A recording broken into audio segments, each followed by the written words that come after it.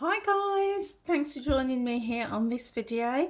So today I am so excited to show you how I make my roti.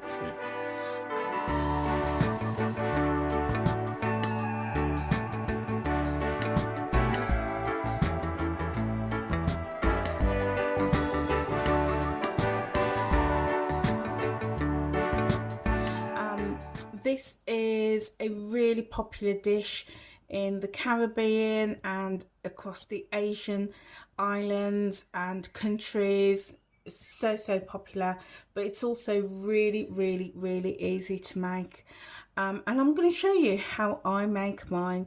Now, if you are following the WW plan, then stay watching right to the end because I will share the smart points value for you. So we're going to start off with some self-raising flour, and I'm going to weigh out 225 grams. Now you can sieve the flour if you want to, that's completely optional.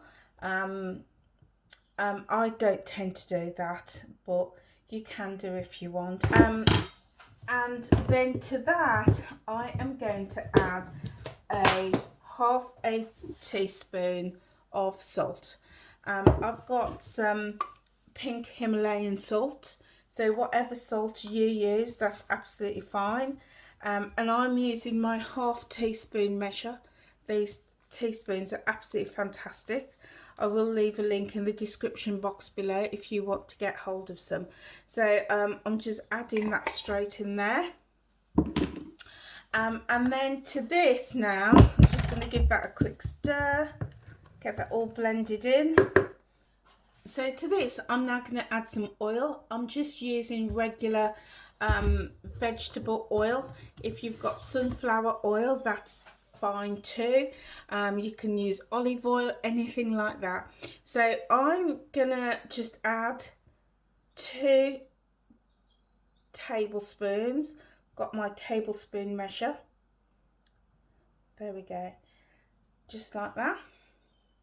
Just like that. Just like that.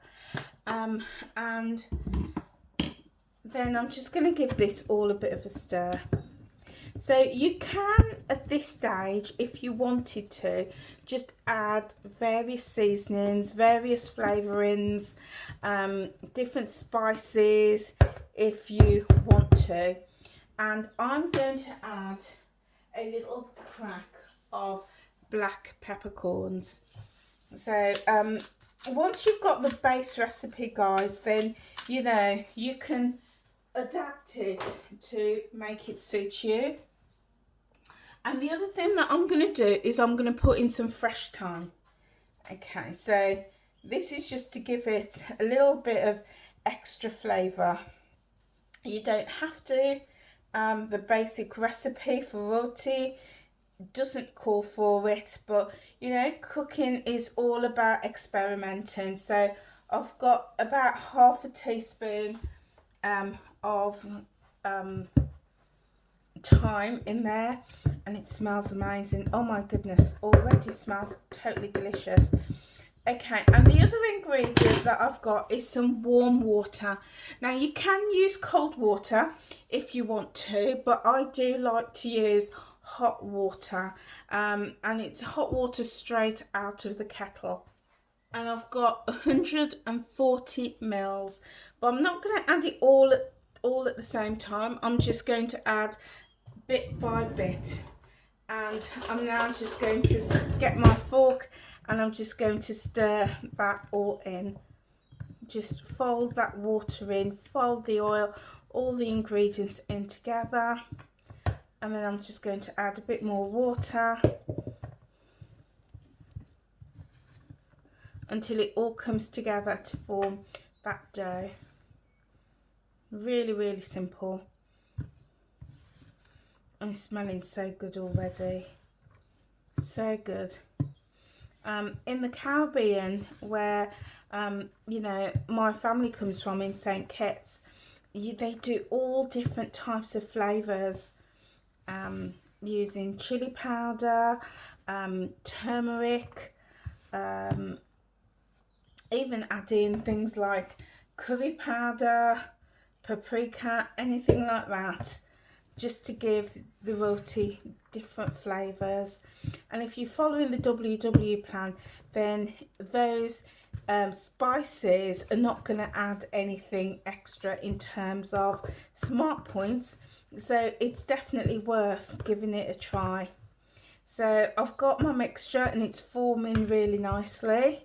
So what I'm going to do, I'm going to go and wash my hands because we're going to get in there and knead this. So give me one moment. Okay guys, so my hands are nice and clean, and I'm just going to get in here now and just start bringing this dough all together. Okay, and you know, you can use cold water, but what I like about using the warm water is the dough feels, oh, it's so comforting when you're using hot water dough. Feels really, really nice. So as you see, it's all come together. Now this amount of ingredients will make 12 rotis. If you want to make less, just half the ingredients.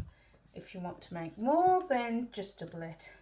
So what I'm going to do now is I'm going to flour my work surface. Just give it a dust off. I'm just going to flour my work surface just very, very lightly, like so. And now we're going to knead out this dough.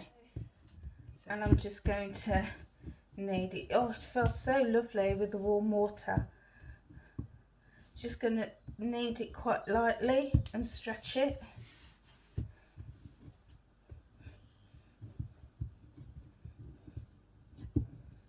So, and I'm actually making some chana, which is a chickpea curry, to go with this. So guys, if you've not hit that red subscribe button, then please do so, because the very next video that I'm going to upload today will be how to make the chana, the chickpea curry. So you don't want to miss that. And that way you're going to get the two dishes that you can make together and eat for lunch or for dinner. So really, really nice, easy dishes. And this is going to deliver you 12 rotis that you can then, you know, freeze and use as you wish. So right, so I need to get 6 out of this way. Yes, 6 this way. So that's right. So if I cut down the middle, that's going to give me double, but I need to get 6 this way. So I'm going to go in the middle. Okay, and I'm going to do 3 here. So 1, 2, 3. Ideally, I would like them all to be roughly the same size, but sometimes it just doesn't work out. But just, you know, it doesn't have to be spot on, but just roughly, approximately. So there we go. We should have 12. 1, 2, 3, 4, 5, 6, 7, 8, 9, 10, 11, 12. Spot on. Okay, so what I'm going to do now, just going to separate them, and I am going to roll them out and make my rotis. So these two are really small, so I'm going to put them together, and so all together I'm going to have 11 rotis. Okay, so I'm just rolling it into a ball like so. But if you, ideally this mixture should make 12 equal size, roughly equal sizes. So I've got like a circle, and I'm going to press it out like that, just going round and round and round like that. until I've got a nice circular flattish shape. And then what I'm going to do, I'm going to get my rolling pin and we're going to roll it out. So I've got my rolling pin and I'm going to lightly flour this. Okay, and then now I'm going to roll it. Now everybody will roll it differently. I've seen some hugely skillful ladies rolling out their rotis. When I was in the Caribbean, they used very specialist equipment, special rolling pins, special pans to cook the rotis on. Yeah, real proper specialist thing. And I imagine in a lot of the Indian countries they would do the same. Very special equipment. And also I've seen techniques, I can't do this, but I've seen techniques where they're slapping it like that and it helps to stretch the dough. Honestly, some absolutely fantastic techniques that I've seen, but I'm not as skillful as that, guys. I'm not as skillful, so I'm just doing it the best way that I know how. So ideally what you want is to keep it in as much of a circle as possible. I've also seen where people have got a shape cutter and they've actually cut the shape of the roti. They've got like a pan lid and they've cut it in order to get a perfect round, because that's ideally what you want. You want your rotis to be a perfect round. So this isn't going to be a perfect round, I can assure you, but that's okay. That's okay. So what you want as well is you don't want it too thin. So this is about the size of a 20p piece in terms of thickness. So that's going to be about right. Now this one is quite small because we have the two smallest chunks, but the others will be bigger. But that's, you know, that's a good test piece.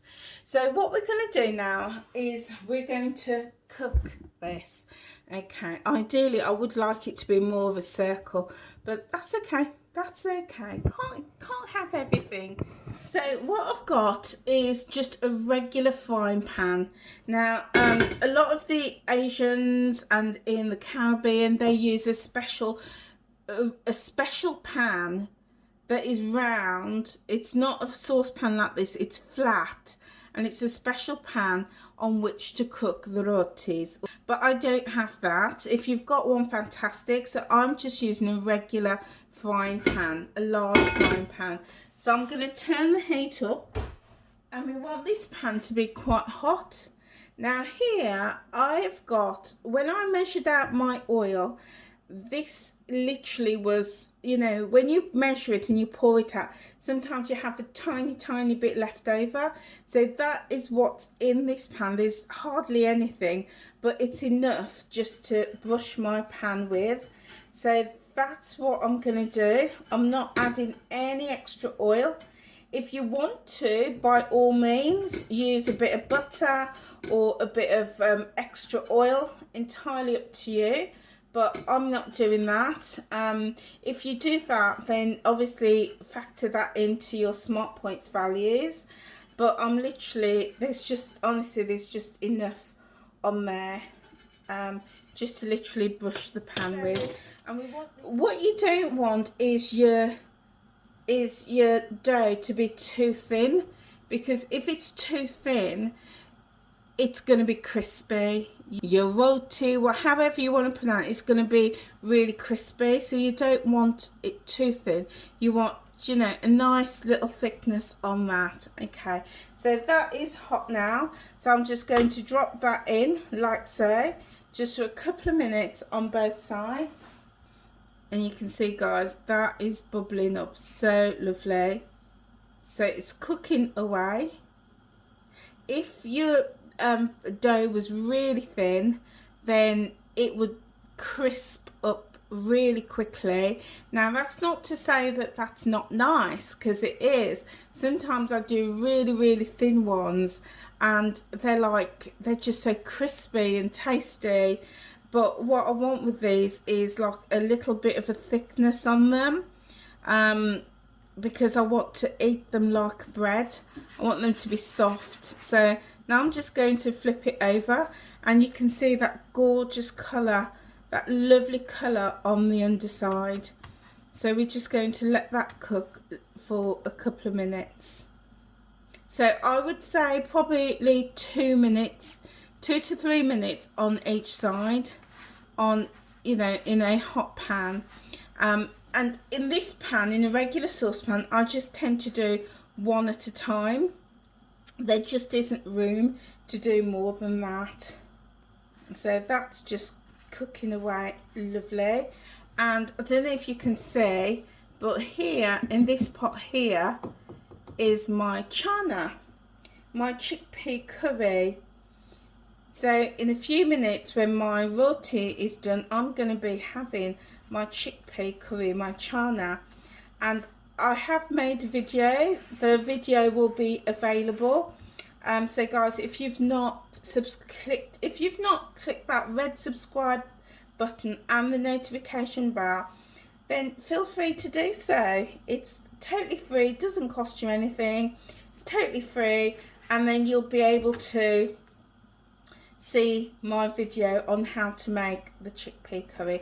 So I've just flipped it over like so, and that is done. That is completely done now. So, you know, literally a few minutes, done. So I'm going to take this out and let it cool down. Pop that on the plate. I'm going to let this cool down. I'm going to take this off the gas, and I'm going to give it a taste. Okay guys, so here's my roti. Absolutely delicious, and look how soft that is. Your roti should be lovely and soft, and you should be able to bend it. So, oh, that looks so good. Oh my days, so good. I've got to have a taste. Oh my days. Oh my days, that is so good. And it's full of flavour as well. That is so nice. Now some people will sort of rub butter on this to give it that extra buttery flavour and that taste. And of course you can do. But because it's got the oil inside of the dough, then it's already got that a lovely oily kind of flavour and texture to it. But oh my days, that is so good. So good. So what I'm going to do, guys, I'm going to finish this bit off. I'm going to roll out and make the rest of my rotis, and then I'll be back. So it's not a perfect round, and that's absolutely fine. I know, like in the Caribbean, some of the women, and I'm sure in a lot of the Asian countries, the locals would pride themselves on having a perfectly round roti. And if you can get that, then you know you're a better cook than me. So go for it. But if it's not a perfect round, then you know, don't worry about it. What you're after is the flavour and the taste and the softness of that. Now these can freeze. So if you've, like in this recipe, you've got 12. We're not going to eat 12, all 12 today. So I will lay them flat in between some greaseproof paper, and then put them in a bag, in a food bag, and lay them flat in the freezer. And then whenever you want to use them, you can just bring it out and maybe just pop it in back in a pan like this and just warm it through. Perfect. Now, whilst we associate roti with the Caribbean and a lot of Indian countries and African countries, don't forget even the Europeans have very similar techniques with their flatbreads as well. So yeah, you know, it's about experimenting, trying different things. And I say, even try it with your spices. Try it with adding some spices in there to, you know, get that difference of flavour. So guys, here we are. Here is my lovely, delicious plate of roti. I'm so pleased with these. They're, oh my days, they're so soft. Look at that. Really soft and pliable. Lots of air in them. Can you see that? They're like a pillow. The air in them, so really soft, really pliable. So guys, I hope that you found this video of interest. Please feel free to give it a try, give the recipe a try, and let me know what you thought. It's really quick, really easy, and then you can just build up your flavors and create your own style within this. So I'm going to break into one. Look at that, it's like soft pillows. Look at that. Absolutely delicious. Look how soft that is. Beautiful. So this is roti. People call it chapatis or flatbread. It's called all sorts of things across India, the Caribbean, African countries. Absolutely delicious. Let's have a taste. Oh my days. Oh, so delicious. So delicious. So you can take one of these, maybe one of the larger ones, and turn it into a wrap. You can fill it with all sorts of loveliness. Create a wrap with that. These are all small size ones because, you know, I'm trying to manage my smart points value. I will leave the smart points right at the very end, but you can make bigger ones, and as I said, these will freeze. They will go in the freezer. So whilst I don't remember my mother making these whilst I was growing up, she did take that basic recipe and make Johnny cakes and Johnny cakes. However, the one thing that I do know for certain is that my grandparents, my grandmother and her parents would certainly have made these, because my grandparents were Indian. They went to St. Kitts as part of the Indian diaspora, as part of indentured slaves, or they call them indentured servants. If you don't know the history, if you've not researched the history, I really encourage you to do that, because it's so interesting. But in a nutshell, after the end of slavery, plantation owners, slave masters needed people to work the land in the Caribbean, lots of sugarcane fields. So they couldn't force the locals, the previously enslaved people to work there. So what they did was they invited the people from India over to the Caribbean, and history tells us that a significant proportion, the largest proportion, went to places like Trinidad and then into places like Jamaica. And that's why you have those Indian communities that still have their traditions. You know, there's lots of Hindus and Muslims and Sikhs with their practices, their beliefs, their traditions in those Caribbean islands. And in St. Kitts, we know that a small percentage, I believe there was only something like 15 people, something, don't quote me on this, but I know that it was just a small handful of men, women and children that went to St. Kitts. And of that, I know that was my grandparents. My grandparents were of that community, my grandparents and great-grandparents. And so they would have taken their traditions their food, their culture into St. Kitts. And even today, there is still communities just in the area where my mother grew up that is still a strong Indian community, where those the migrants who came from India settled. So my grandparents and great grandparents would have been making roti and would have eaten it on a regular basis, and they took their beliefs and their traditions and their food.